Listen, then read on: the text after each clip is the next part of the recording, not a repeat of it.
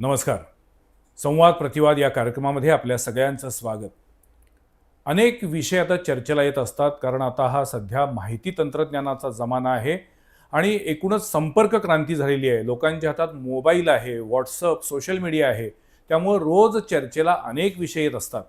पण त्यातही एक विषय आपल्या देशात वारंवार चर्चेला येतो, तो म्हणजे राजकारणाचा आणि निवडणुकीचा. समाजाचं भलं करायचंय, समाजकार्य करायचंय म्हणून आम्ही निवडणुकीच्या रिंगणात आहोत, असं सांगणारे अनेक बहाद्दर आपल्याला अवतीभोवती दिसत असतात. आता तर कोल्हापूर महानगरपालिकेच्या निवडणुका येऊ घातल्यात, जिल्हा परिषदेच्या होत आहेत, नगरपालिकांच्या झाल्या, स्थानिक स्वराज्य संस्थांच्या निवडणुकीपासून ते अगदी म्हणजे गल्लीपासून ते दिल्लीपर्यंत कोणत्याही निवडणुकीच्या वेळेला समाजकार्य करायचे म्हणून निवडणुकीच्या रिंगणात उतरलोय, आधी समाजकार्य मग राजकारण असं म्हणणारे अनेक जण भेटत असतात. पण दुसरीकडं या महाराष्ट्रामध्ये, या कोल्हापूर जिल्ह्यामध्ये, या आपल्या भारतामध्ये अशा अनेक संस्था आहेत, अशी अनेक माणसं आहेत की जी व्रतस्थ पद्धतीनं सामाजिक उपक्रम राबवत असतात, सामाजिक संस्था चालवत असतात.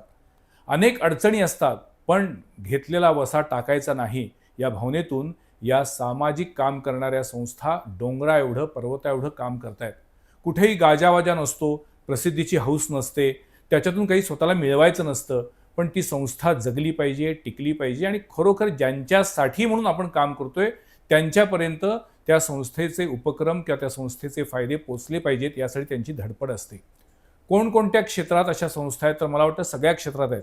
शिक्षण क्षेत्रापासून ते आदिवासी बालकांच्या, कुपोषित बालकांच्या पालनपोषणापर्यंत, प्राणी पक्षी यांच्या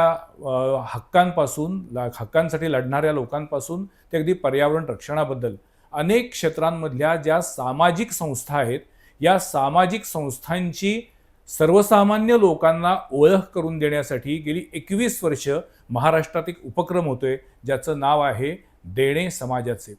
मलाही या उपक्रमाबद्दल माहिती नव्हती आणि जेव्हा मला समजली तेव्हा मला फार इंटरेस्टिंग वाटलं की हा एकदम वेगळा प्रकार आहे. महाराष्ट्रातल्या जवळपास 300 सामाजिक संस्थांची माहिती लोकांपर्यंत, जनतेपर्यंत, समाजापर्यंत पोहोचवण्यासाठी आणि ते काम सुद्धा निस्पृहपणे एकही रुपयाचा कसलाही इंटरेस्ट न ठेवता निस्वार्थी भावनेनं करणाऱ्या वीणा गोखले आज आमच्या स्टुडिओमध्ये आहेत. मला त्यांच्याकडून मुळात ही संकल्पना काय आहे, त्या जे प्रदर्शन आयोजित करतात त्या प्रदर्शनातून समाजातील जे देणगीदार आहेत, जे दानशूर व्यक्ती आहेत, ज्यांना कुणाला अशा संस्थांना मदत करायची इच्छा आहे, त्यांना त्या संस्थांची ओळख करून देतात. एक प्रकारे या संस्था आणि समाज यांच्यातील दुवा म्हणून काम करणारं प्रदर्शन ते आयोजित करतात. गेली 21 वर्ष त्यांचं हे काम सुरू आहे आणि अशा पद्धतीचं देणे समाजाचे हे प्रदर्शन आता कोल्हापुरात होणार आहे. आणि या पार्श्वभूमीवरती आज मी आमच्या स्टुडिओमध्ये वीणा गोखले यांना बोलावलं आहे. त्यांचं स्वागत. नमस्कार. मी जेव्हा तुमच्याबद्दल मला सावलीचे किशोर देशपांडे यांनी माहिती सांगितली तेव्हा मला खरोखर एकदम फारच इंटरेस्टिंग आणि एकदम वेगळ्या विषयावरती माहिती घेतोय याची जाणीव झाली. मुळात देणे समाजाचे हा जो तुमचा उपक्रम आहे त्याची मूळ संकल्पना तुम्हाला कशी सुचली, कधी सुचली आणि आता तुम्ही त्याचं काम कशा पद्धतीनं बघताय? मुळामध्ये देणे समाजाचे ही संकल्पना जी आहे ती माझे दिवंगत पती दिलीप गोखले यांची आहे. बरं. तर ती कशातनं आली हे पण सांगते. ती आली आहे आमच्या वैयक्तिक वेदनेमधनं. बरं. मला जुळ्या मुली होत्या आणि त्याच्यामधली एक मुलगी जी आहे ती मानसिक आणि शारीरिकदृष्ट्या असक्षम अशी मुलगी होती, ज्या मुलीला दिवसातनं 50-50 फिट्स यायच्या. अरे बापरे. आणि दुसरीकडे दुसरी जी जोडी होती ती अत्यंत बुद्धिमान हुशार अशी मुलगी ती. मग ह्या दोघींना सांभाळायचंय कसं? कारण हिच्या गरजा वेगळ्या आहेत किंवा हिच्यासाठी मला जे काही माझं द्यायचं आहे ते वेगळं आहे. दुसरी बुद्धिमान आहे, तिच्यासाठी मला काहीतरी माझ्या वेगळ्या कॅपॅबिलिटीज द्याव्या लागणार आहेत. बरोबर. तर म्हणून मग आता ही जी अशी असक्षम मुलगी आहे तिला कसं सांभाळलं जातं? कारण अशा प्रकारचं मूल तोपर्यंत कुठेही मी बघितलं नव्हतं. शी वॉज अ हायड्रोसेफॅलस बेबी. खूप मेंदू तिचा श्रिंक झाला, बाजूला पाणी, डोकं मोठं, शरीर एवढंसं असं. तर हे कसं सांभाळायचं आहे मूल आपल्याला? तर हा खूप ताण होता, डायलेमा होता, दोघींना कसं सांभाळायचं. मग आम्ही असा शोध महाराष्ट्रातल्या काही संस्थांचा घेतला जिथे अशा प्रकारची मुलं सांभाळली जातात, दिव्यांग मुलं मानसिकदृष्ट्या. आणि ज्या वेळेला अशा संस्था आम्ही बघितल्या त्याच्या अनुषंगाने मग आसपासच्या पण बघितल्या आणि मग लक्षात आलं की या संस्था पोचल्याच नाही आहेत. इतकं छान काम आपल्या महाराष्ट्रात चालतंय. पण हे काम शहरातल्या लोकांपर्यंत पोहोचलेलं नाहीये. हम्म. कारण ह्या संस्था कुठेतरी खेड्यापाड्यामध्ये त्यांच्या छोट्याशा पेरिफेरीमध्ये आपलं काम सुरू ठेवलेलं आहे. पण जोपर्यंत ही लोकं शहराशी कनेक्ट होत नाहीत, हो. शहरातल्या लोकांशी कनेक्ट होत नाहीत, तोपर्यंत इकडनं मिळणारा जो स्ट्रॉंग सपोर्ट आहे, तो त्यांना नाही मिळू शकत. बरोबर. तर तेव्हा असं खूप वाटलं, की अरे ह्या संस्था पोहोचल्या पाहिजेत, इतकं छान काम चाललंय. तर म्हणजे कसं पोहोचवायचं? आम्ही खूप विचार केला. जवळपास मध्ये 2-1 वर्ष गेली. आम्ही संस्था बघितल्या आणि संस्थांचं पुढे कार्यप्रदर्शन भरवलं ह्याच्यामध्ये. हे साधारण कोणत्या साली, कोणत्या हे वर्षी? संस्था बघितल्या 2002-2003च्या आसपास. बर. आणि मग एक हाऊसहोल्ड एक्झिबिशन बघितलं आम्ही दोघांनी. त्यावेळेला दिलीपचा, म्हणजे माझा जो दिवंगत नवरा आहे, त्याच्या डोक्यामध्ये असं आलं, की हे प्रदर्शनाचं माध्यम खूप चांगलं आहे. हम्म. तर हेच माध्यम आपण समाजसेवी संस्थांसाठी वापरूया. वा. बरं, तोपर्यंत अशा पद्धतीने सामाजिक संस्था कधीच समाजापुढे आल्या नव्हत्या. आणि त्यांनी जेव्हा ही संकल्पना तिथे मला सांगितली, ते प्रदर्शन बघताना, तेव्हा मी पण म्हटलं त्याला, चल रे, असं कुठे असतं का? हम्म. मला म्हटलं, थांब जरा, आपण आहोत आत्ता इकडे स्वारगेटच्या साईडला, आपलं घर कर्वेनगरला आहे, तुझं गेल्यावर उत्तर काय मला माहिती आहे. कारण त्यांनी माझं पाणी चोखलं होतं आणि मी चप्पल काढता काढता त्याला म्हटलं, हो आपण हे करूया, वा. करून तर बघूया. ह्याला उजाडलं 2005 साल. अच्छा. मग 2005 साली कर्वेनगरच्याच आमच्या भागामध्ये एक छोटासा प्रतिज्ञा मंगल हॉल आहे. तिथे आम्ही मोजक्या 20 संस्था, ज्या आम्ही आधी बघितल्या होत्या, त्या संस्थांना आम्ही तिथे बोलावलं होतं. त्यांचं काम मांडलं होतं आणि त्याच वेळेला आम्ही असं ठरवलं होतं, की एक चौकट ठरवली होती, की त्यामध्ये असं होतं, की या संस्थांकडनं आपण एकही रुपया घ्यायचा नाही. हम्म. त्यांना फ्री ऑफ कॉस्ट इथे जी काही फॅसिलिटीज आहेत त्या आपण देणार आहोत. काय फॅसिलिटीज असतील? तर एक पक्क ठरवलं होतं, की टेबलं टाकून यांचं काम मांडायचं नाही. बर. बर. Prefabricated stall structure, regular commercial एक्झिबिशन्सना कशी असतात बरोबर. तशा पद्धतीने या आणि स्मार्टली तुमचं काम मांडा. वा. सामाजिक काम आहे म्हणून कसं तरी चेहरे पाडून तुम्ही तिथे येऊ नका. तर हे एक, पैसे घ्यायचे नाहीत ह्याच्याकडे कुठल्याही संस्थेकडनं. हे सगळं त्यांना फ्री ऑफ कॉस्ट आपण उपलब्ध करून द्यायचं. ह्याच्यासाठी एक विचार होता. तो विचार असा होता, की समजा एखाद्या संस्थेकडे पैसे आहेत, हम्म. मी ती संस्था बघितली आणि मला नाही काम पटलं. नाही पटलं इन द सेन्स, प्रामाणिकपणा कुठेतरी मला कमी वाटला, किंवा त्या लेव्हलचं ते काम नाही वाटलं. हम्म. तर त्या संस्थेला नाही म्हणण्याचा अधिकार आपल्याकडे असला पाहिजे. अगदी बरोबर. आणि म्हणूनच मी एकही रुपया न घेता यांच्याकडनं आम्ही ह्या उपक्रमामध्ये त्यांना संधी देतो. अट एकच असते, की तुम्ही काम चांगलं करा, प्रामाणिक काम करा आणि मानाने इथे या. अस्सल काम करणाऱ्या लोकांसाठी व्यावसायिकतेचं कोणतेही निकष न ठेवता भरवलेलं प्रदर्शन अगदी. म्हणजे देणे समाजाचे. हो. पण आता तुम्ही, मगाशी मी तुमच्याबद्दल वाचत होतो, तर जवळपास 300 संस्था महाराष्ट्रातल्या आहेत. कोणकोणत्या सेक्टरमध्ये काम करणाऱ्या संस्था आहेत? सेक्टर्स म्हणाल तर मी असं सांगेन, की जसजसे समाजामध्ये प्रश्न येत आहेत, हम्म. तसं त्या प्रश्नांची उकल करण्यासाठी संस्था काम करतात. अच्छा. मग त्याच्यामध्ये आपल्याला माहिती आहे, की अंध, अपंग, मतिमंद हा तर एक वीकर सेक्शन आपल्याला माहिती आहे. हो, हो. त्याच्यावरती काम चालतं, ते गरजेचं आहे. HIV पॉझिटिव्ह मुलांसाठी काम चालतं, किंवा त्यांना मेडिकल फॅसिलिटीज देऊन त्यांना त्यांच्या पायावरती उभं केलं जातं. ऊस तोडणी कामगारांची मुलं असतील, पारध्यांची मुलं असतील, फासेपारधी समाजातली मुलं असतील, किंवा भटके विमुक्त जातींमधल्या कॅटेगरीतमधली मुलं असतील, ती समाजाच्या प्रवाहामध्ये आलीच म्हणजे पाहिजे. त्यांचं शिक्षण आणि त्यांचं त्यांना वैयक्तिक स्वतःला राहणं, स्वतःच्या पायावरती उभं करण्यासाठीचे उभं प्रयत्न. करण्यासाठीचे प्रयत्न, मुख्य शिक्षण अच्छा. हे त्यांना दिलं पाहिजे. किंवा साखरशाळा चालवली जाते आहे, हो. पर्यावरणासंदर्भात काम केलं जातं आहे, नद्या प्रदूषित होत आहेत, नदी वाचवायचं काम केलं जातं आहे. खूप मोठं काम चालतंय. पुण्यामध्ये तर फार मोठं काम चाललेलं आहे, की मला तर असं वाटतं, की आपला देश राम भरोसे सुरू नाही आहे, अशा लोकांच्या भरोसे सुरू आहे. म्हणजे समाजामध्ये अजून चांगुलपणा टिकून आहे आणि म्हणून कलियुगामध्ये सुद्धा अजून सगळं काही आलबेल आहे. कारण अशी काम करणारी लोक आहेत, अत्यंत प्रामाणिकपणानं, निष्ठेनं ही माणसं काम करणारी आपल्या अवतीभोवती असतात, पण आपल्याला माहीत पण नसतात. याचं कारण त्यांना प्रसिद्धी नको असती. आणि दुसरीकडे जसं सुरुवातीला म्हटलं तसं, की सामाजिक कार्यकर्ता म्हणून मिरवणारे, गल्लोगल्ली फ्लेक्स बोर्ड लावणारे आता आपण सगळीकडे बघतोय. अगदी. पण खरं समाजकार्य काय असतं ते अशा संस्थांकडनं आपल्याला शिकता येतं. आणि अशा संस्थांचं प्रदर्शन आता कोल्हापुरात तुम्ही भरवणार आहात. पहिल्यांदा मला वाटतं होतंय. पहिल्यांदाच कोल्हापुरात असा उपक्रम होतोय. पहिल्यांदा कधी आहे हे होतंय. प्रदर्शन? हा प्रदर्शनपेक्षा मी उपक्रम म्हणते हल्ली, हो. कारण प्रदर्शन म्हणलं की त्याला खरेदी विक्री आली. बरोबर मगाशी जी चौकट सांगत होते त्याच्यातला हा एक मुद्दा होता की इथे कुठली खरेदी विक्री नसेल. बरोबर म्हणजे जरी अनेक संस्थांचे काही काही प्रोडक्ट्स असतात ते असावेतच, प्रश्नच नाही, पण त्याच्यासाठी विक्रीसाठी हे व्यासपीठ नाही. बरोबर त्यामुळे इथे खरेदी विक्री नाही. आणि मागच्या वर्षी जे सावलीचे किशोर देशपांडे, ज्याचा आत्ता उल्लेख आपण त्यांचा केला, तर त्यांनी माझ्याकडनं वदवून घेतलं होतं की पुढच्या वर्षी मी इथे करीन म्हणून. अच्छा. आणि खरं म्हणाल तर कोल्हापुरात आम्ही येतोय याचं सर्वस्वी श्रेय किशोर देशपांडे यांचं आहे. अच्छा. तर त्यांच्यामुळे आपण इथे येतो. 17-18 जानेवारीला धैर्यप्रसाद हॉल जे सांस्कृतिक हो. भवन आहे तिथे आपला हा उपक्रम होणार आहे.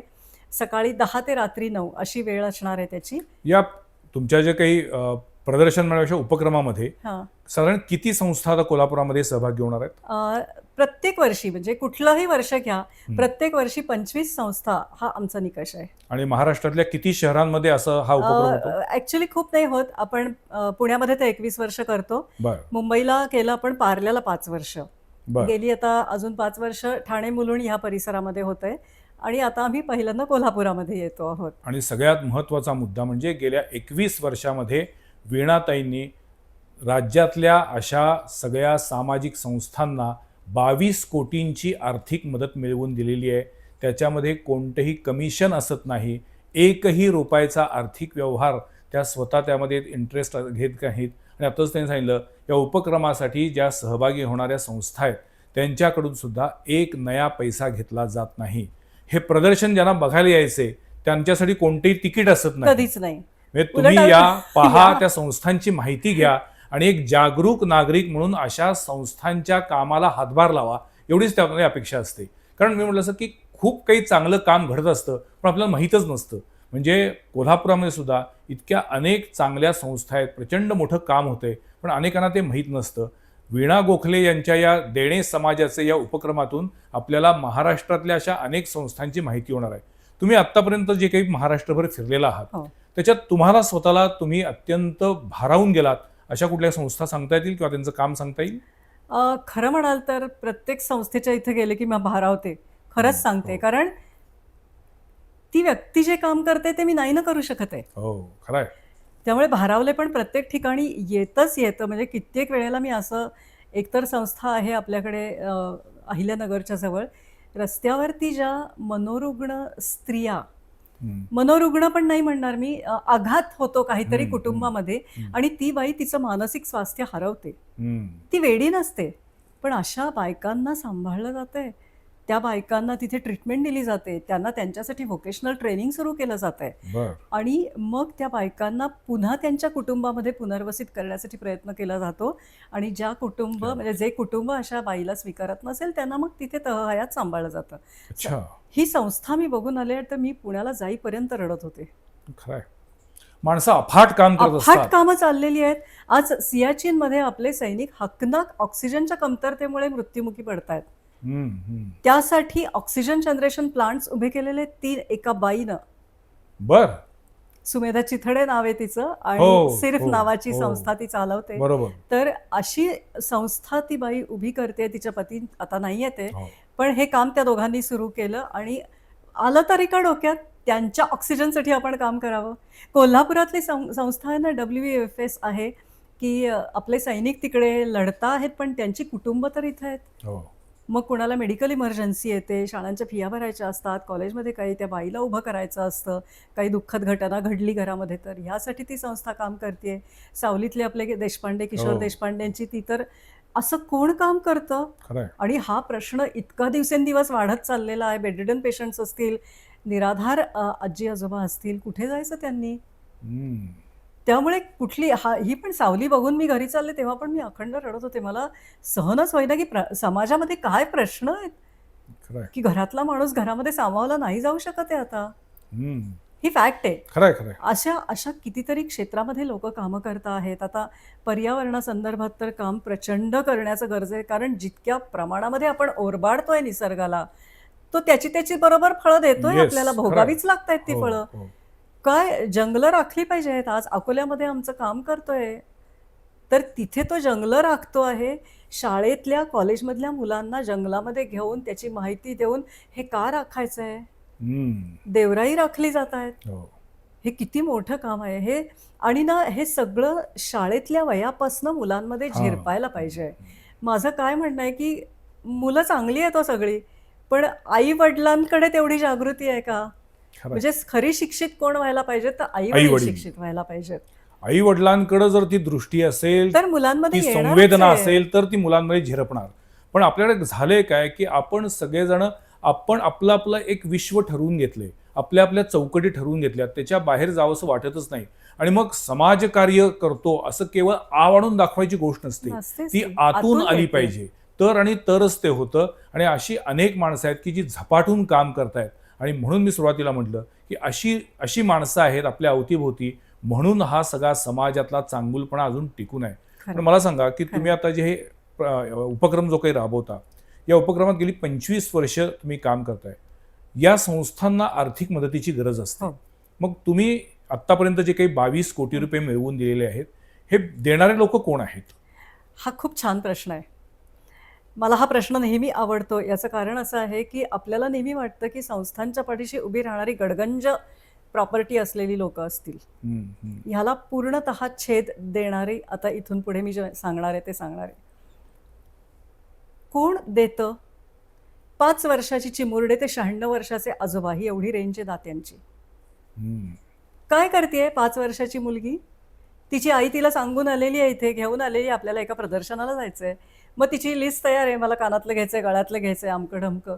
ती तिची पिगी बँक घेते आणि आईबरोबर येते. हम्म. पण तिथे काहीच नाही आहे ना, खरेदी विक्रीच नाही आहे. ती सगळं फिरते, चेहरा एवढासा होतो, आईजवळ येते. मगाशी मी म्हटलं आईवडिलांवर संस्कार व्हायला पाहिजेत. तिची आई सजग. हम्म. त्या वर्षी एक अनाथालय तिथे सहभागी झालं होतं. आई त्या स्टॉलवर त्या मुलीला घेऊन गेली आणि तिला सांगितलं की हे काका आहेत ना, ते अशा मुलांना सांभाळतात ज्यांना कुणीच नाही आहे. तू कसं घरात राहते, आम्ही आई आहे, बाबा आहे, तुला छोटीशी बहीण आहे, असं ह्या अशा मुलांना सांभाळतात ज्यांना कुणीच नाही आहे. आणि जोपर्यंत आपण ह्या काकांना काही देत नाही, तोपर्यंत मुलांना खाऊ मिळणार नाही, दप्तर मिळणार नाही, पाटी पेन्सिल मिळणार नाही, पुस्तकं मिळणार नाहीत. काय करूया? त्या क्षणी त्या मुलीनी पिगी बँक काकांच्या हवाली केली आणि सांगितलं, काका खाऊ द्या बरं का सगळ्यांना. वा.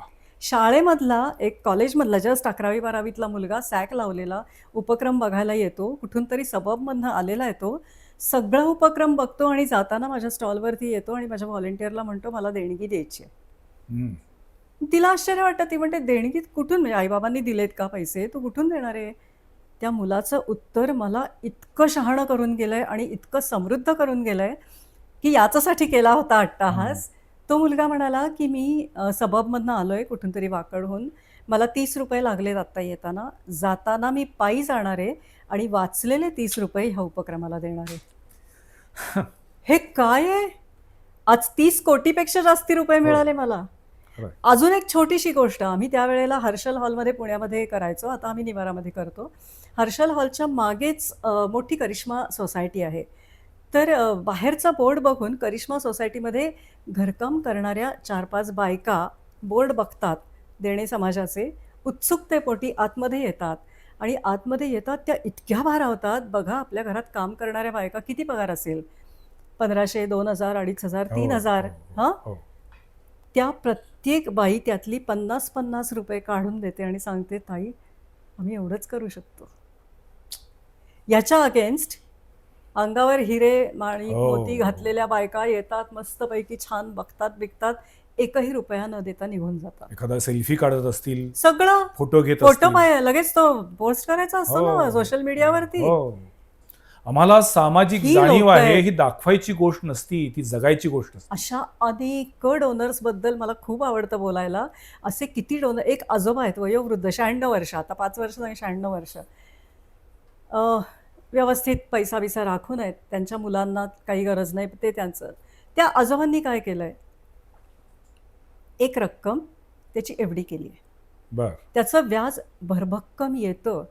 त्यांनी मला सांगितलं की वीणा मला 3 संस्था सुचव, त्या 3 संस्थांना हे येणारं व्याज दर 3 महिन्याला मिळेल असं मी कायमची सोय करीन, कारण ते व्याज मला नको आहे, माझ्या पोराला नको आहे. आणि मृत्यूपत्रात लिहून ठेवलंय वीणा सांगेल त्या 3 संस्थांना हे जे मुद्दल आहे ते मुद्दल देऊन टाकायचंय. वा, एक अजून ताई आहेत पुण्यातला, मी नाव नाही आभाळा एवढी सांगणार माणसं. त्यांचं. काय विचार खरंच आहे खरंच हा. हो. म्हणजे मी तेच म्हणते की आपली चौकट कधी मोडणार आहोत आपण.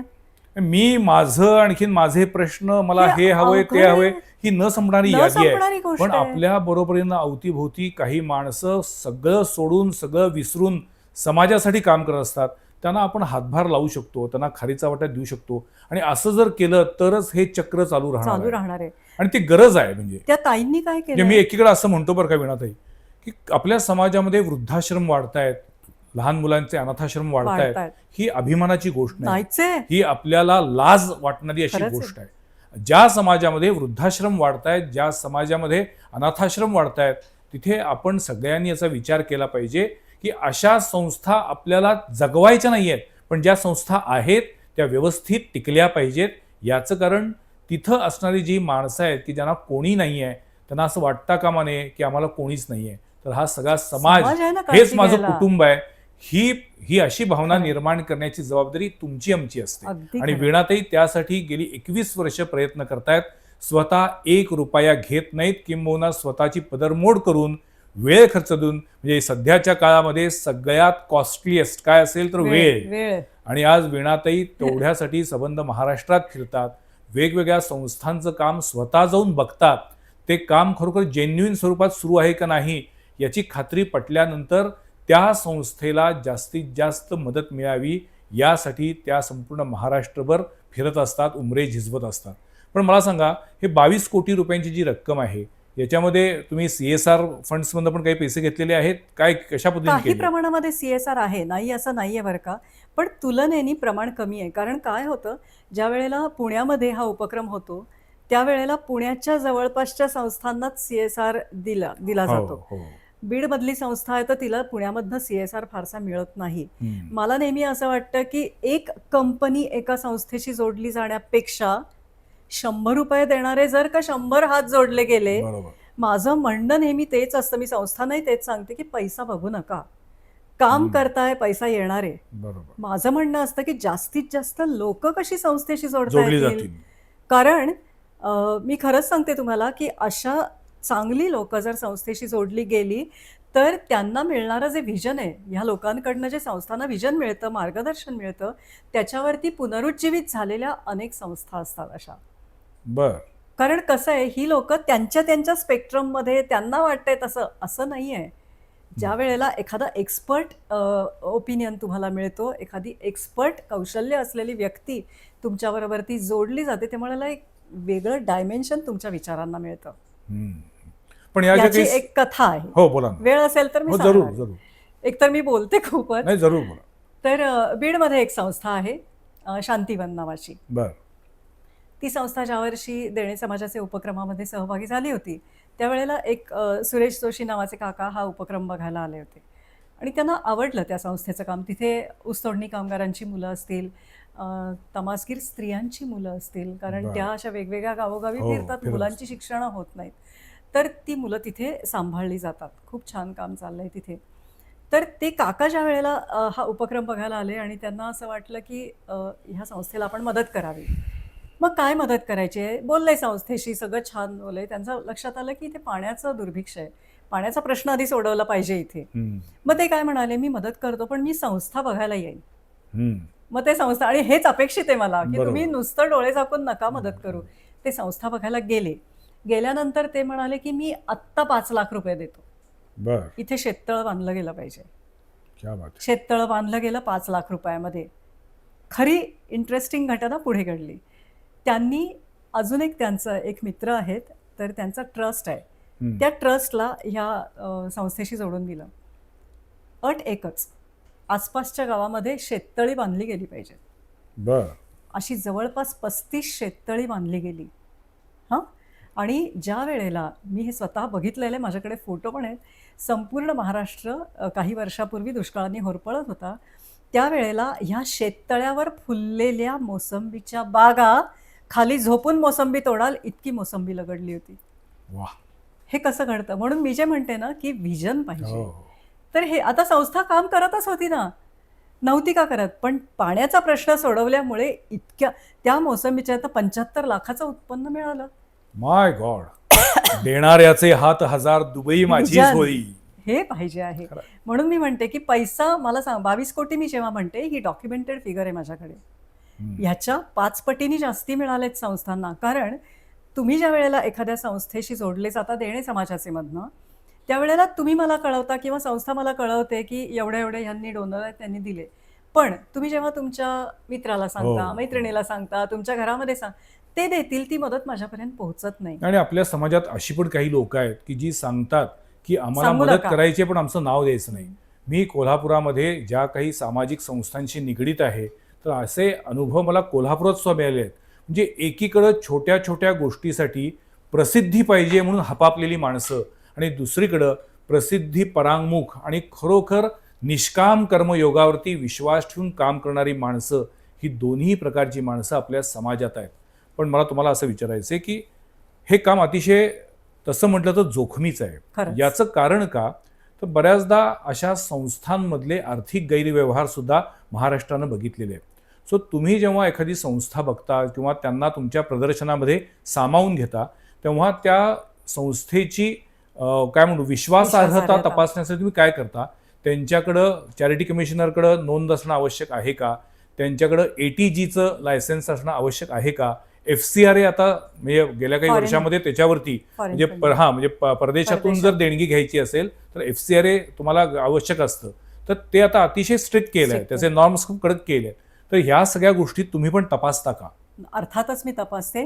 पण ह्या सगळ्या काय म्हणूया की ह्या ऑफिशियल डॉक्युमेंट्स आली ही हो सगळी, हो. ही तर तपासावी लागतातच, ही तपासते. पण सगळ्यात महत्वाचं Intention. माझे डोळे, डोळे. माझे कान खरं आहे.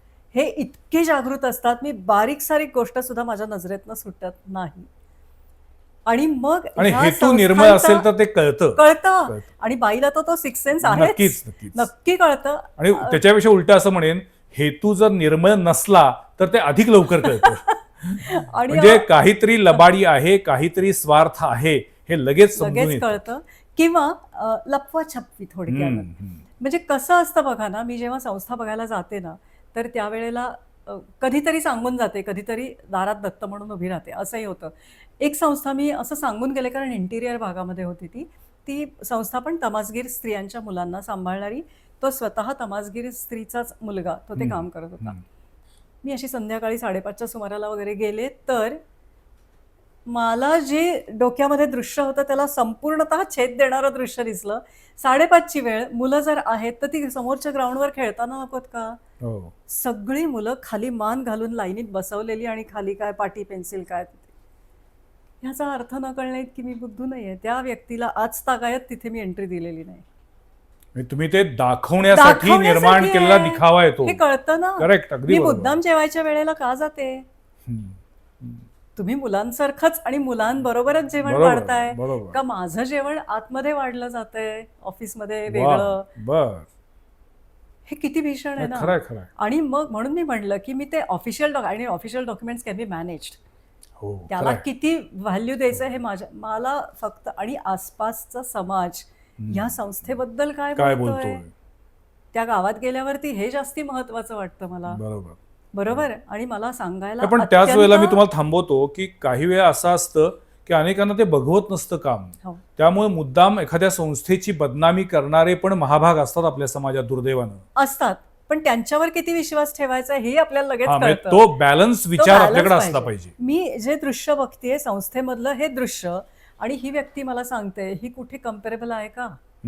बरं, एकच व्यक्ती नाही ना, असे आपण अनेक व्यक्तींशी बोलतो आणि मगच तो निर्णय घेतो. पण मला सांगायला अत्यंत आनंद होतो की 300 संस्थांमधल्या आत्तापर्यंत, मगाशी तुम्ही म्हणलात जो भ्रष्टाचार होतो, बोट दाखवलं, 4 संस्था जिथे बोट दाखवलं गेलं नंतर. अर्थात हे पण मला टोचणारी गोष्ट आहे, ही काय अभिमानाची गोष्ट नाहीये, पण त्या जेव्हा तिथे आल्या तेव्हा चांगल्याच होत्या ना. हो हो. नंतर ट्रॅक घसरला. एका संस्थेचे तर फाउंडर आहेत ते गेले, दुसऱ्या संस्थेचं ट्रस्ट बॉडीवरची लोकांनी काहीतरी गडबड केली, तिसऱ्या संस्थेचे जे आहेत ते दोघं स्वतःच नंतर पैशाची लालच आली आणि मग ते त्याच्यामध्ये भरकटले गेले. पण अशा 300 मधल्या 4 संस्था अच्छा. पण हे जेव्हा मला कळलं त्या रात्री मला झोप पण नाही लागली, कारण 4 म्हणजे निघताच नाहीत ना. मी जेव्हा एवढं पारखलेलं आहे तेव्हा हां. निघताच नाहीये. आपली पारख चुकली याचा पहिला त्रास होतो. आणि त्याच्यापेक्षा महत्त्वाचं, की माझ्यावर विश्वास ठेवून ह्या लोकांनी डोनरनी ह्या पैसे दिलेत. संस्थेला एवढे दिलंय.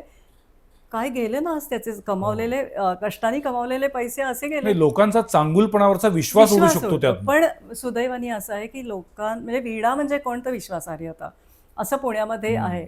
आर्टिस्ट ही माझी संस्था आहे. त्याचा जो देणे समाजाचे उपक्रम आम्ही करतो, हा फक्त विश्वासार्हतेवरती चालतो. क्या बात है. मी जर काय कमवलंय आयुष्यात तर विश्वासार्हता कमावली आहे. आणि त्याला मग काय होतं, त्याला धक्का लागू नये याची डबल जबाबदारी तुमच्यावर आहे. अगदी बरोबर. अगदी आणि बरोबर. सुदैवाने आज तागायत असं घडलं नाही, इथून पुढे घडणार नाही. ज्या क्षणी डोक्यावरनं पाणी जाईल त्या क्षणी माझ्या हाताने मी बंद करीन. तशी इथे वेळ येणार जायचं- नाही. नाही येणार नाही नाही येणार. येणार. पण कारण म्हणजे कसं आहे, ज्यांचा हेतू निर्मळ असतो, शुद्ध असतो, त्यांना अनेक अडचणी येऊ शकतात, पण फुल स्टॉप कधी लागत नाही. मला बघूया. पूर्णपणे विश्वास आहे. त्याच्या मागे एक तो जगनियंत्याची ताकद ताकद असते. असते. सत्य आणि सत्य आणि सत्यच टिकतं, यात काहीच निश्चित आहे. प्रश्न आणि नाही. आता तर कोल्हापुरात येते प्रत्यक्ष अंबाबाईंनी बोलवलंय की काय असं फिलिंग आहे मला. आणि इथे आल्यामुळे तिचा आशीर्वाद महत्वाचा आहे. आणि कोल्हापुरातल्या प्रदर्शनामध्ये कोणकोणत्या संस्था सहभागी हा होतील? कोल्हापुरामध्ये ना कोल्हापुरातल्या तर एक 7-8 संस्था आहेतच, ज्यामध्ये आपली सावली आहे. त्याच्यानंतर WFS मी जी सोल्जर्ससाठी काम करते ती संस्था आहे. आपली खेबुडकरांची आहे, चेतना. चेतना आहे, अपंगमती आहे. करुणालय बालगृह HIV हो, पॉझिटिव्ह हो. मुलांसाठी काम करते आहे ती. त्याच्यानंतर एक वृद्धाश्रम आहे, आसावरी चालवते तो एक बरं. वृद्धाश्रम. त्याचं नाव मला आत्ता आठवत नाहीये. त्याच्यानंतर अब्दुल्लाटचा विनायक माळी हो, विद्योदय हो, मुक्तांगण मी बरोबर. म्हणलं ना, हो. साखरशाळा हो. तो करतो आहे. किंवा इकडे बावडा रोडला उमेद फाउंडेशन हो, आहे. हां, बरोबर. तर दुर्बल घटकातल्या मुलांना शिक्षणाच्या प्रवाहामध्ये आणण्यासाठी खूप छान काम चाललंय. किंवा मनोबल आहे, व्यसनमुक्ती बस, हो, केंद्र आहे. बरोबर. हो. तर ही संस्था तर आहेतच. त्याच्या व्यतिरिक्त ह्या कोल्हापुरातल्या ह्या झाल्या, कोल्हापुरातल्या पण बाहेरच्या पण हो, येणार आहेत बाहेरच्या आहेत ना. अच्छा. या साधारण 8-10 कोल्हापुरामधल्या असतील. बाकीच्या सगळ्या 25 मधल्या बाहेरच्या आहेत. बीडमधल्या 2 संस्था आहेत. निराधार आजी आजोबांना सांभाळणारं वृद्धाश्रम आहे. बरं. किंवा बेडरिडन तिथेही पेशंट्सना सांभाळणारी एक संस्था काम करते आहे.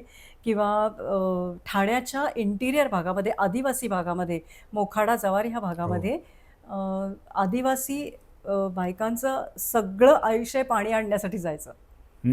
तर त्यासाठी संस्था काम करते. जमिनीच्या खालनं पाणी वाहून जे जातं ते वाहून जाऊ नये म्हणून जमिनीच्या खाली बंधारे घालून पाणी अडवलंय. म्हणजे जे जानेवारीमध्ये बायका डोक्यावर हांडे घेऊन 2-2 किलोमीटर जायच्या, मे महिन्यापर्यंत पाणी पुरायला लागलंय. वा. हे पाण्यावरती काम चालतंय ठाण्यामधलं. तर आमची ती जशी संस्था नाम फाउंडेशन काम करते तशातलाच हा प्रकार आहे. तशातला प्रकार आहे. पण पाण्याखाली घातले तो हो, बंधारे. बरोबर. हो. हे डोक्यात येईल का? हो, अगदी तर बरोबर. असं एक छान काम, तर ती संस्था आपल्याकडे आत्ता येणार आहे.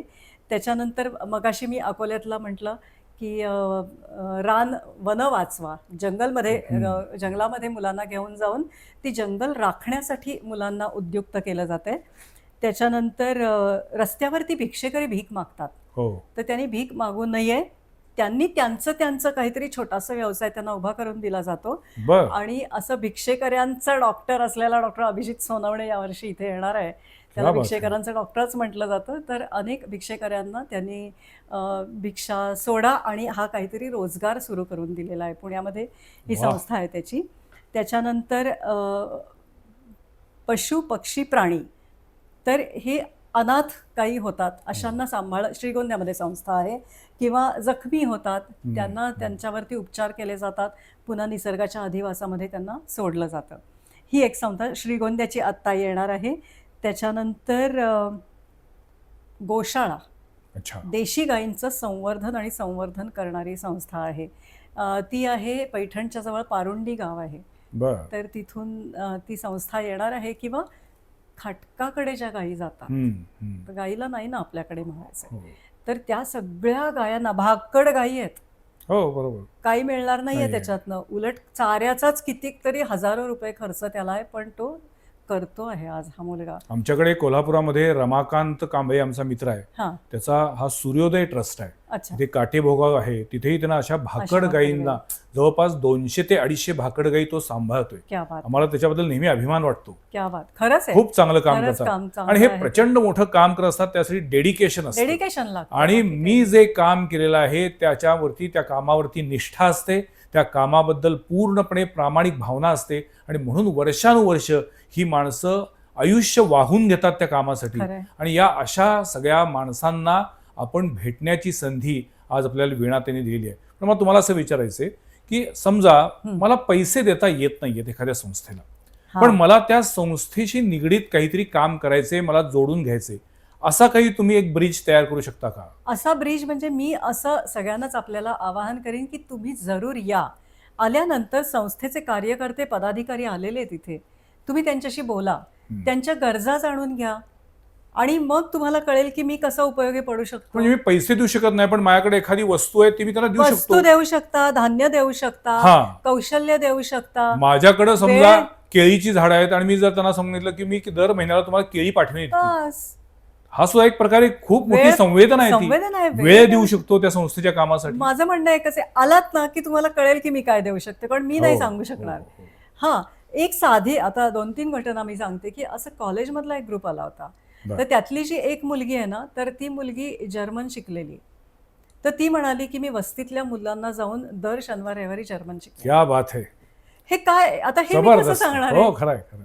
हा, एक बाई आहे, आणि हाऊसहोल्ड बाई आणि आहे. हे असं जर्मन शिक्षण देण्याची त्या युवतीची भावना, ज्याला किंमतच होऊ शकत कशी नाही, करणार किंमत होऊच याची? शकत नाही. एक बाई आहे, घरगुती गृहिणी आहे ती.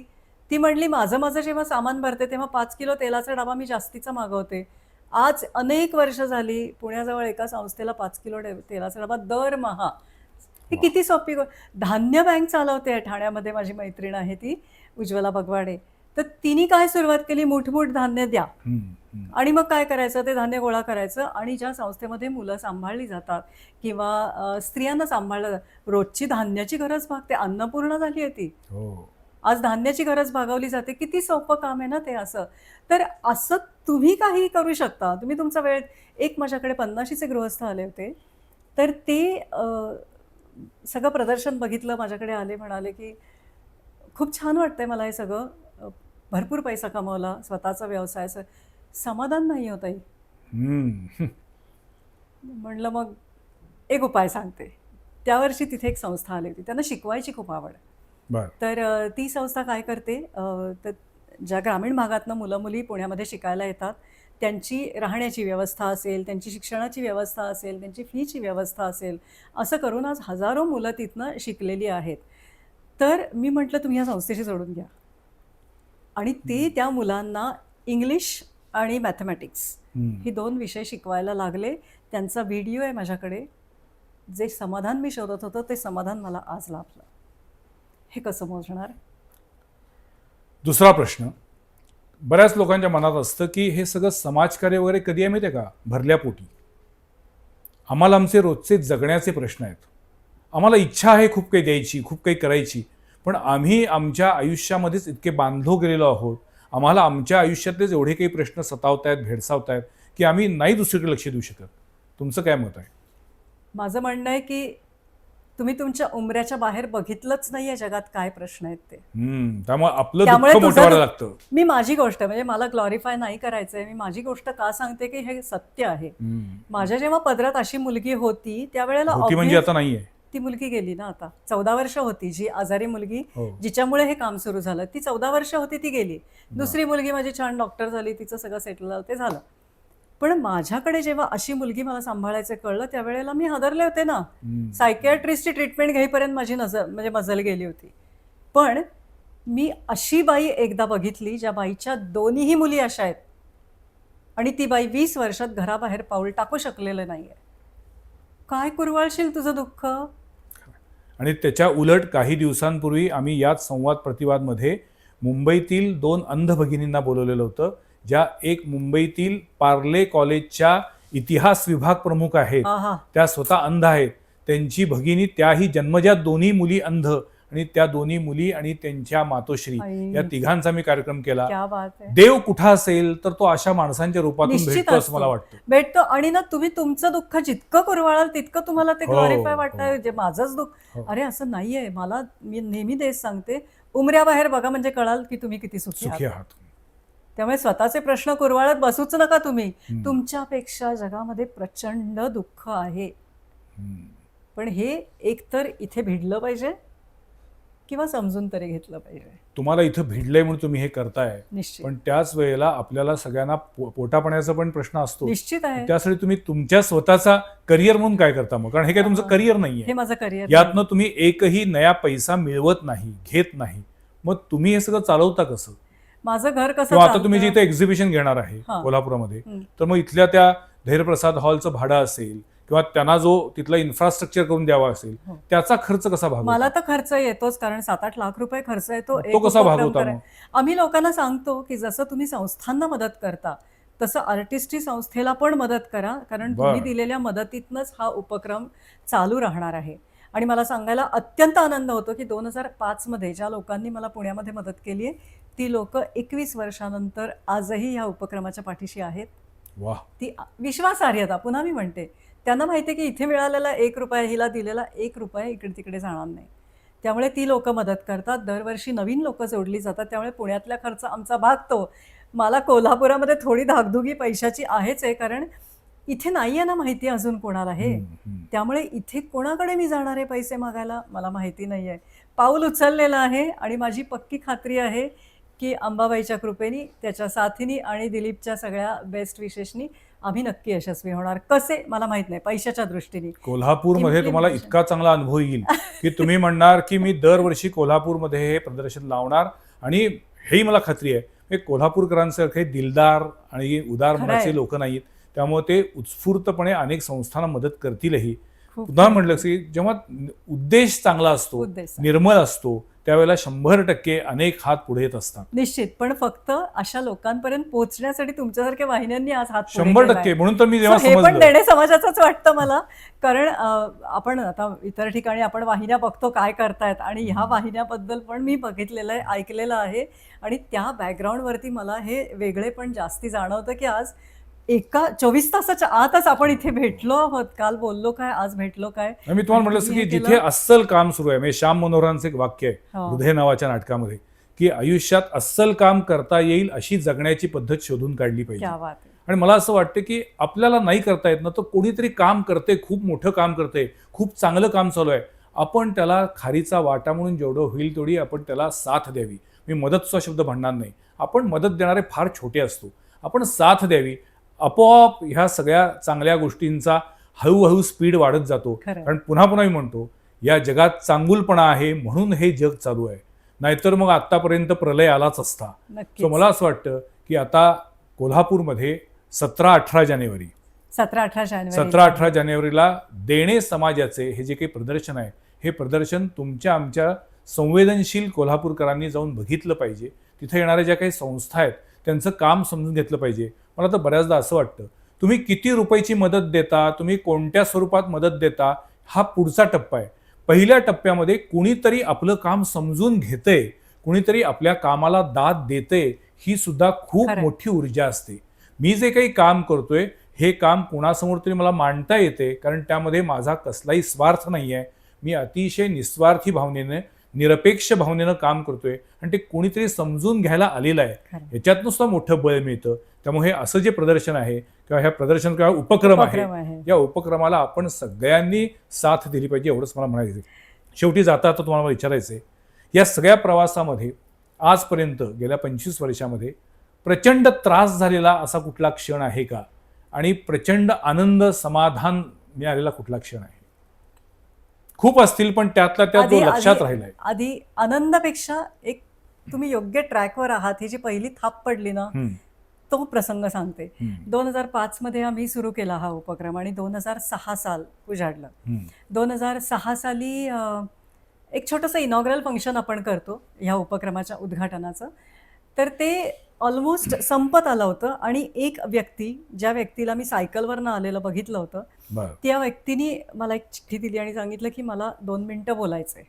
बरं आणि मला धडधड आहे, आता संपत आलाय कार्यक्रम आणि माईक हातात द्यायचा आहे. तिराहित व्यक्तीच्या किती बोलेल, काय बोलेल, मी वेळेला पक्की आहे, त्यामुळे मला जरा असं वाटलं. पण त्यांनी पुन्हा एकदा मला रिक्वेस्ट केली की ताई मला अगदी 2 मिनिटं बोलायचं आहे. अच्छा. त्यांना वरती बोलावलं. त्यांचं नाव आहे, आता ते नाही आहे दुर्दैवानी, क.बा. देशपांडे हे त्यांचं नाव. बरं त्यांनी काय करावं, त्यांनी तिथे माईक हातात घेतल्यावर सांगितलं मी नुकताच बँकेतनं रिटायर झालोय. मला या उपक्रमाबद्दल काही माहीत नाही. आत्ता मी इथून सायकलवरनं चाललो होतो. बाहेर देणे समाजाचे बॅनर वाचला आणि उत्सुकतेपोटी मी आत आलो. मला ह्या उपक्रमाबद्दल काहीही माहिती नाही. पण इथे आल्यानंतर मी हे काम बघून इतका भारावला गेलोय, की मला आत्ता रिटायर होताना जे पैसे मिळालेत, त्यातले 2006 सालची गोष्ट सांगते, दुसरं वर्ष, ₹1,21,000 मी या सगळ्या संस्थांना द्यायचे ठरवलेत. वा. ही पहिली थाप बघा सायकलवरनं. मी म्हणलं ना, हिऱ्या माणकांच्या दागिने घालून आलेली लोक फारशी उपयोगी नाही पडली, पण ही अशी साधी लोक, ह्या लोकांनी किती भरभरून दिलंय ह्या उपक्रमाला. आणि तिथे मला इतका आनंद आला की yes, you are on the right track, की अशा कुठल्याही अननोन व्यक्तीला येऊन त्या भारावलेपणापोटी ही ॲक्शन त्यांच्या हातनं घडतीये, ही खूप मोठी दाद खरंय. आम्हाला होती. हा आनंदाचा क्षण माझ्यासाठी. दुःखाचा काही क्षण किंवा आले त्रासाचा निश्चित, म्हणू, त्रासाचा दुःखाचा पण. म्हणण्यापेक्षा. म्हणजे आता कसं आहे ना, 2008 मध्ये दिलीप गेला अचानक. देणे समाजाचे 15 दिवसावर आलं होतं. सगळी तयारी झालेली होती, सगळं झालं होतं. म्हणजे संस्थांना बोलावणी गेलेली होती, स्टॉल स्ट्रक्चर काय किंवा हॉलचं भाडं सगळं निघून झालं होतं. तर 15 दिवसावरती उभं राहायचं का नाही राहायचं? अचानक गेला, झोपेत गेला. म्हणजे काही झालेलं नव्हतं त्याला. म्हणजे अगदी चांगला ठणठणीत मनुष्य. नाही करायचं तर जस्टिफाईड कारण आहे. असं घडल्यावरती नाही झालं. काय माहिती कुठून ताकद आली, कुठून उभं राहायला बळ मिळालं. एकतर मी म्हणते की दिलीपची इच्छा आणि परमेश्वरांनी दिलेली साथ, आणि अजून 2 महत्त्वाच्या व्यक्ती माझ्या पाठीशी त्या काळात उभ्या होत्या. एक म्हणजे बाबा डॉक्टर अनिल अवचट, बर. आणि त्यांनी तर अक्षरशः उभं केलं मला. तेव्हा म्हणलं, रडत बसलीस तर तू माझी मुलगीच नाहीस, हे लक्षात ठेव. काय ताकद आहे हो, शब्दात. हो. झालं ना, विसरले म्हणजे बोथट झालं ते. विसरणं शक्यच शक्यच नाहीये. नाही. तर ते बोथट झालं आणि उभं राहायचं बळ मिळालं. दुसरे सुधीर मोघे कवी, हो. चांगलं मैत्र माझं त्यांच्याशी. त्यांच्या कवितांनी उभं केलंय. त्यांनी स्वतःनी 2 तास माझ्याशी असे बोलत बसले होते. कारण सुधीर मोघे म्हणजे पॉझिटिव्हिटी, दॅट्स इट. निगेटिव्हिटीकडे जाणंच नाहीये तिथे काही. आणि त्यांच्या आणि दिलीपच्या स्वभावामध्ये प्रचंड साम्य आहे, आणि त्यामुळे आमच्या असे छान लेवलवर गप्पा व्हायच्या त्या. तर तो दुःखाच्या प्रसंगामध्ये सुद्धा या लोकांनी मला उभं केलं. पण ज्या वेळेला ही दोघंही लोक गेली, ते आणखीन वाईट घडलं. पण तुमचा मग व्यवसाय काय, म्हणजे हे सगळं हा. करण्यासाठी व्हिटॅमिन एम येतं कुठून? Vitamin M is very important. हो. आणि हे मी मुद्दाम सांगते की म्हणजे पैशाचं सोंग आणता येत नाही. नाही. आपला हेतू निर्मळ आहे, खूप सगळं इच्छा मान्य आहे, आहे. पण आपल्याला ते पण माझं करण्यासाठी. घरदार पण आहे ना. हो, एक्झॅक्टली. नाही, मुलीला तुम्हाला वाढवायचं होतं. या सगळ्या संस्था फिरायच्या असतील तर हो, तुम्हाला मला एसटीचं तिकीट काढावंच लागेल, काढावंच रेल्वेचं लागतं. तिकीट काढावंच लागेल. माझा हा पर्यटनाचा व्यवसाय आहे. बर गेली 29 वर्ष मी त्या व्यवसायामध्ये आहे. बर. आणि मला सांगायला आता खूप आनंद होतोय की आत्ताच 1 महिन्यापूर्वी महाराष्ट्र सरकारच्या टुरिझम डिपार्टमेंटनं लाईफटाईम अचीव्हमेंट अवॉर्ड अरे मला वा दिलंय. वा. आणि खरं म्हणाल तर मी त्याही वेळेला तिथे म्हटलं होतं की खरं म्हणाल तर माझी कुठेही पानभर जाहिरात नाही, माझ्याकडे 25-30 लोकांचा स्टाफ नाही, माझ्याकडे double storeyed air conditioned office नाही. तरी हे सरकारपर्यंत पोहोचलं कसं, सरकारने दखल घेतली कशी, तर त्याला एकच कारण, माझा येणारा जो पर्यटक आहे पुन्हा तेच विश्वासार्हता. वीणा बरोबर आहे ना, चला काय चिंता नाही. ओके.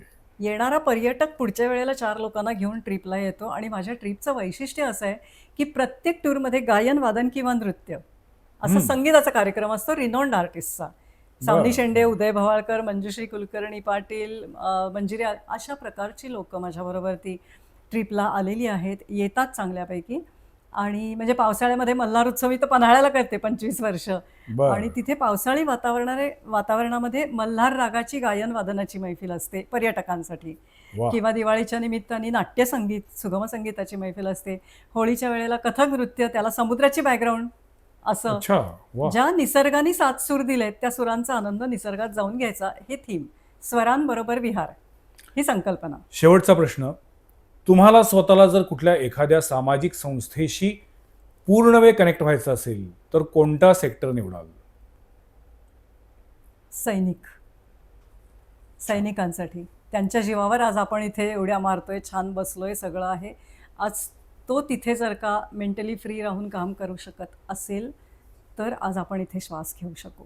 मला अजून नाही तशी संधी मिळाली, पण जर मिळाली तर मला त्याच्याबरोबर त्यांच्यासाठी काम करायला आवडेल.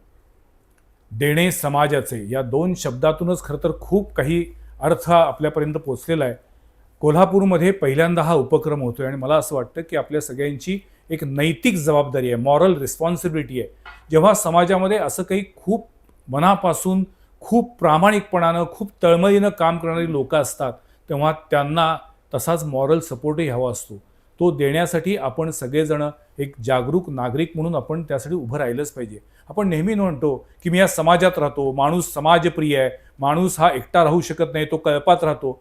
पण मग याच वेळेला आपण या समाजाबद्दल काहीतरी देणं लागतो, हे केवळ म्हणण्याचं वाक्य नाही आहे, तर ते जगण्याचं वाक्य आहे. आणि म्हणून अशा ज्या काही संस्था ज्या अस्सल काम करतायत, ज्या अतिशय तळमळीनं काम करतायत, त्यांना त्यांच्यापर्यंत पोहोचण्यासाठी वीणा गोखले यांनी आपल्याला एक संधी उपलब्ध केलेली आहे. कोल्हापूरमध्ये जानेवारी महिन्यात होणारं हे जे काही प्रदर्शन आहे देणे समाजाचे, हे प्रदर्शन पाहिल्यानंतर मला पुन्हा एकदा वीणाताईंशी गप्पा मारायला नक्की आवडेल. पण आज आमच्या या स्टुडिओमध्ये त्या आल्या आणि एका अत्यंत वेगळ्या विषयाची त्यांनी आम्हाला माहिती दिली. आणि खरोखर इतकं चांगलं काम करणारी लोकं आपल्या अवतीभोवती आहेत हेच आपल्याला माहीत नसतं. हल्ली काय झालंय, सगळ्याच माध्यमातून खूप निगेटिव्हिटी येते की असं वाटतं. खरंय. सो मला नेहमी असं वाटतं की नाही, चांगलं पण खूप काही घडत असतं. मी जसं सुरुवातीला म्हटलं, आपण येता जाता चर्चा करतो राजकारणाची, निवडणुकीची, त्याच्या पलीकडे जाऊन खऱ्या अर्थानं समाजातला चांगुलपणा टिकवण्यासाठी, माणूस पण टिकवण्यासाठी अशा संस्था आणि अशा माणसांची गरज असते. वीणाताई, तुमच्या कामाला खूप खूप शुभेच्छा आणि सलाम. खूप धन्यवाद. खरं तर आज तुम्ही मला इतकं अचानकपणाने बोलवलं, हा विषय समाजापर्यंत पोचवायला मदत केलीत. मी खरंच कोल्हापूरकरांना सगळ्यांना आवाहन करते, तुम्ही 17-18 जानेवारीला सकाळी 10 ते रात्री 9 ह्या दरम्यान जरूर या. मी स्वतः तिथे आहे. मला तुमच्याशी बोलायला, मला कोल्हापूरकरांबद्दल एक खूप सॉफ्ट कॉर्नर आहे, ती बोली मला आवडते खूपच. कोल्हापूरकर लोकांची जी काय म्हणूया, एक आदरातिथ्य करण्याची आदरातिथ्य भावना, तर आहेच आहे. मोकळं मन, माणुसकी खूप जपून ही लोक आहेत किंवा ती जागृत आहे अजूनही. तर म्हणून मला कोल्हापूर फार आवडतं आणि इथे येण्याचं माझं तेही एक कारण आहे. तर तुम्ही जरूर इथे या, मला तुम्हाला भेटायला आवडेल. 17 आणि 18 जानेवारीला धैर्यप्रसाद सांस्कृतिक भवनमध्ये. खूप खूप धन्यवाद. धन्यवाद. पुढच्या सोमवारी पाहायला विसरू नका आणखीन एका विषयावरील चर्चा संवाद प्रतिवादमध्ये. नमस्कार.